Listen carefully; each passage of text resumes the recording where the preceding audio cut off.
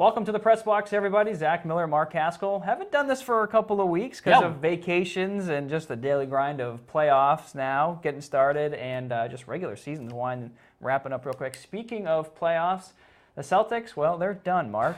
And, for a team of almost rookies and young players, not too shabby. Oh, man, they had an unbelievable run. I mean, it's easy to sit here and just talk about how much we hate LeBron James, because obviously we do.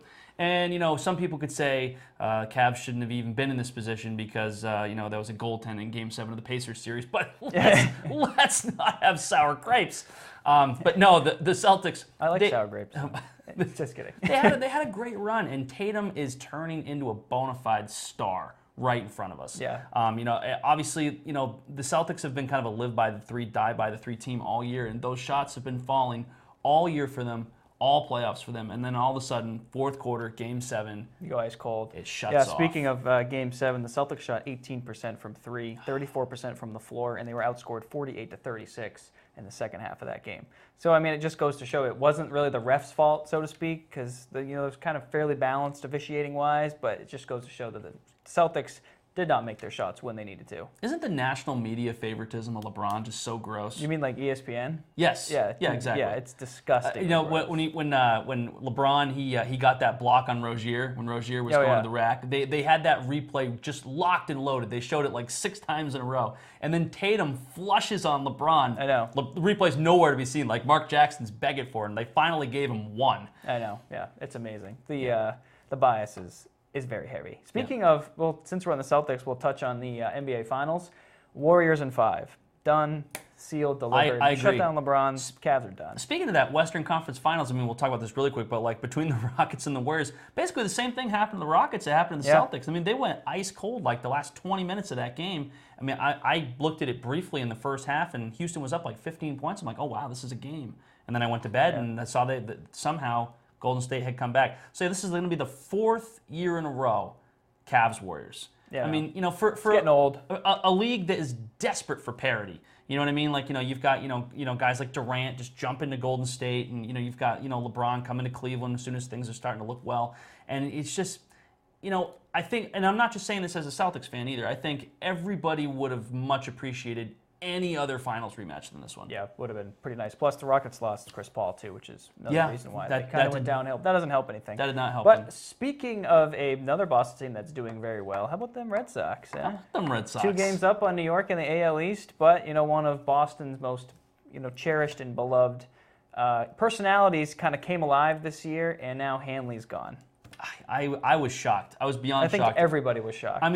Because you knew a decision had to be made about Pedroia. Pedroia was going to come back. What's the roster move going to be? Everybody was saying it was going to be Swihart. He hasn't played at all. And he asked for a trade. He asked for a trade. It seemed like that was the logical move. He was out of options, I believe, so they were going to have to probably just release him.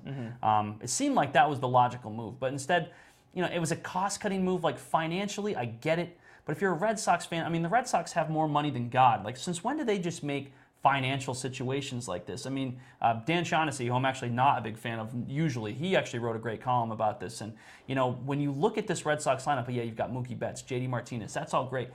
Those guys are really they haven't really done it in October yet. Last year, when the Red Sox were playing Houston in the ALDS, Hanley was the only guy in that lineup that really did anything and that you kind of feared in October. And now, I'm not saying, once October rolls around, the Red Sox won't be right there and they won't be really good. But I just think they're going to miss that bat. Well, I think, maybe another reason why they did it, it's kind of just popped into my head, is that because Martinez is doing so hot. Normally we bring in one of those big fish, and you look at Carl Crawford and the beginning of the David Price era. The Boston media and Boston fans they don't let up. They are on you like white on rice. And, maybe, JD has handled that extremely well, and he has performed and outperformed, besides Mookie Betts. He's probably the second best bat they have in the lineup. Another reason they probably did it, Mookie Betts' contract. Yeah, he's going to get paid. Yeah, he's probably going to go to arbitration again, but they need to have lots of money freed up for him because he basically proved his worth. He's already. It's only the first 2 months of the season, but through those first 2 months of the season, man. What are we right now? 39-17. Yeah. First place in the AL East, best team in baseball. He's proved his worth for sure. There's not going to be any hometown discount for Mookie. Maybe a little one, but he's got to get paid, and we got to be the team to do it. Yeah, and the Sox start a 4-game set with the Astros tonight. It's Thursday. This probably won't go up until Friday, but they'll be 1 game into that series, and through the weekend, that's going to be ALDS rematch from last year. Astros, I believe, took 2 out of 3 from the Yankees earlier this week. So, talk about 2 series back-to-back, the heavy hitters, potential playoff matchup. And this could be an ALCS matchup, right? I mean, no disrespect to the Indians. The Indians are also very strong. But, like the Red Sox right now, they've got 3 in a row. They've won 5 of 6. They've won 9 of 11. And this series is going to be big. I mean, Houston, they're leading the AL West, too, but not by a lot over Seattle. I think only like a game. Yeah, Seattle. Not a lot of people saw that coming. Even with Cano having the 80-game suspension. I know. Even still. But, the pitching matchups we got tonight, we got Pomeranz against McCullers. Tomorrow we've got Chris Sale versus Garrett Cole. And then Saturday, everyone's favorite pitcher, David Price, against Verlander. Yeah, Dennis Eckersley's favorite for sure. And then Rick Porcello and Charlie Morton Sunday Night Baseball. That's going to be a great series, and it's really going to be a good test to see where these 2 teams stand, and and who the best team in the AL might be. Yeah, and speaking of playoffs, the Sox still have a couple months till they get there. But our local teams, it's that time once again for playoff time, baby. Quickest high school sports season I think that we have between all 3 of them. It's only like a month. Yeah. Like tennis is a month. They're already into playoffs. And baseball and softball all start next week, and lacrosse too, I believe. And also, tennis has already started. Yeah, that's what. Yeah, I said that. And then because tennis wraps up basically next Saturday's state championships, isn't it? I believe so. And then you have regional finals probably on Wednesday, so they're almost done. This is my wife's least favorite time of year. Yeah, right. When are you going to be home? Basketball season, you're going to have to put the kids to bed, honey. I don't know what to tell you. Besides basketball season, when you just live at the Augusta Civic Center, Cross Insurance Center. But yeah, so A North, Camden Hills is out for baseball and softball. B North is where most of our teams are. So Oceanside, Madomic Valley, Mount View, Belfast. On the baseball side, Oceanside's the highest, will be the highest seed. They'll probably be the 4 seed. I'm assuming at 13-3. For baseball, For baseball, yes. Yep. And then Madomic's out for baseball. Mount View is also out. So it's just Oceanside and Belfast for B. And Searsport for B, for right? B, right. yeah. So for B really quick, we'll run through it. Oceanside, they're going to be the number 4 seed. They're going to host number 13 Presque Isle Monday, June 4th at 4 o'clock. And we've also got the number 11 Lions. They're going to be going to number 6 Gardner.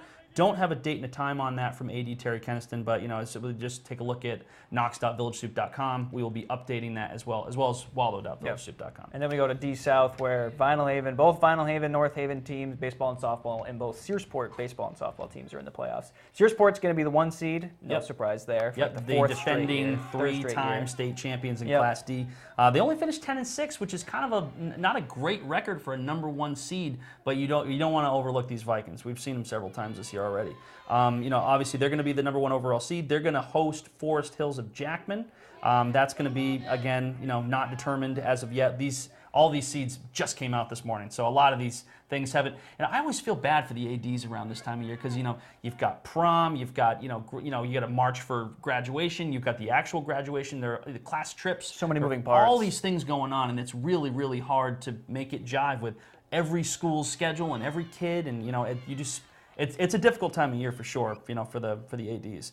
And Vinyl Haven, they're going to go to number 3 Greenville. Again, that time also hasn't been determined. So we'll flip over to softball really quick. Zach and I were talking about this before we came on. So we've got Oceanside softball. They're 3rd overall. Madomic Valley, they're 6th overall. Belfast, 12th overall in Class B North. Mount View on the outside looking in playoff wise. But what's interesting is Oceanside softball, they're the number 3 seed. They're going to host MDI in a prelim. Let's just say they win that. The Panthers, they're going to play number 11 Presque Isle in a prelim. Both of those prelims for softball are going to be Monday at 4 o'clock. Follow along. So now, those 2 teams win for the 3rd year in a row. It's going to be Madomic and Oceanside. And they've been pretty good games the past. Last year, Alexis Mazurek hit the walk-off home run. The year before that, I think Madomic walked off. Madomic walked off. It wasn't a walk-off because it was at Oceanside, but they won that game. That's true, yeah. In extra innings, I think it was. Yes. Something like the 8th inning or whatever. Every game between Madomic and Oceanside softball, sometimes Madomic has a better team, sometimes Oceanside has a better team, but those games are always so close and competitive. Yeah, and it's, what are the odds 3 years in a row that this all shakes out like this? It's kind of not fair. One loss and one more win, either way, it doesn't happen. It just all seemed to shake out like that. I would always like to see 2 local teams face off in a regional championship like that. Like Oceanside and Madomic and boys basketball 2 years ago? Yes, absolutely. When you get, that Augusta Civic Center was packed full of people from the Mid-Coast, and that was great. And it's a bummer for us because, we like to see our local teams go as far as they can, and, seeing an early matchup like this, it just means that one of your teams is going home. That's kind of a bummer. Yep. But also we've got, number 12, Belfast. They're going to be going to Foxcroft Academy in a prelim game. Again, no date and time for that yet. Terry Keniston, come on, get on it, man. And then for softball, we've got, what do we got for softball? For Searsport, they finished 4th. Vinyl Haven finished 5th. So they play each other. They're going to play each other, everybody, in a quarterfinal, and that is going to be Monday at 1 o'clock. And that's an early start, mostly because of Vinyl Haven having to get on the ferry, get over here, and get back, and everything like that. Logistics like that. Then baseball, softball runs for the next couple weeks, and then we're all wrapped up, and we're into summer, and then before we know it, it'll be soccer season again, and that's just where we're at. It's like a big loop every year, just the same stuff over and over and over again. I know I'm just going to be acclimated. here next week. No, that's right. Yeah, You'll have to do this with either Holly or Ken. I will be on vacation. Oh yeah, going to Disney. Going to see the mouse. Yeah, going to see the mouse. Yep. No, nothing wrong with that. Nice hot air. Going to sweat myself to death down there, so it'll be fun. Just like Mark did last week. Yeah. 2 weeks ago, whenever the hell it was. Yeah, went on a cruise. Yep. That was a ton of fun. Like try to fit these vacations in when you can. Zach, I mean, you're kind of a rookie in this business, man. You can't leave 5 minutes before the prelims start for baseball and softball. What are you doing? Well, what are you doing? I'm leaving.